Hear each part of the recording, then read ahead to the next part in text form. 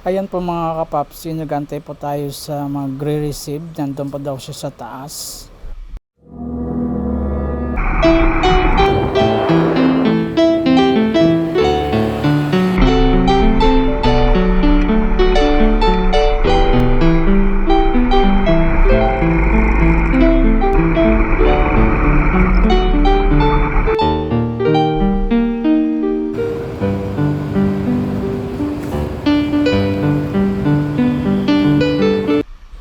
Ayan po mga kapapsi, mag-aantay-antay po tayo ngayon kasi nandun pa daw siya sa taas ng building.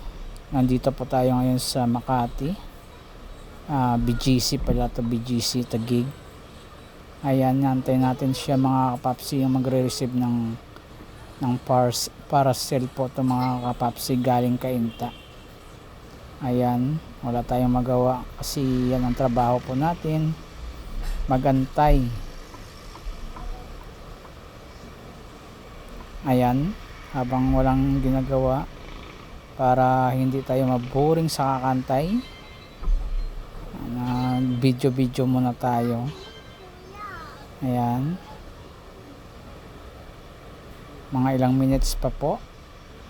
Pag sobra ng 30 minutes to mga kapapsi, magpapaadan po tayo ng 60 pesos kasi pag nagsobra ng 30 minutes, pag nag 30 minutes na sa Lalamove, may add na po ng 60 pesos po kasi sayang naman po yung oras natin, sayang naman yung antay natin, kaya magpapa-add po tayo kasi dapat 15 to 20 minutes nakaalis ka na sa pwesto mo para mag-aabang ka naman ng mga booking mo. Ayan, mga ilang minuto na tayo, mga ilang minutes na tayo nakakantay sa kanya, wala pa rin.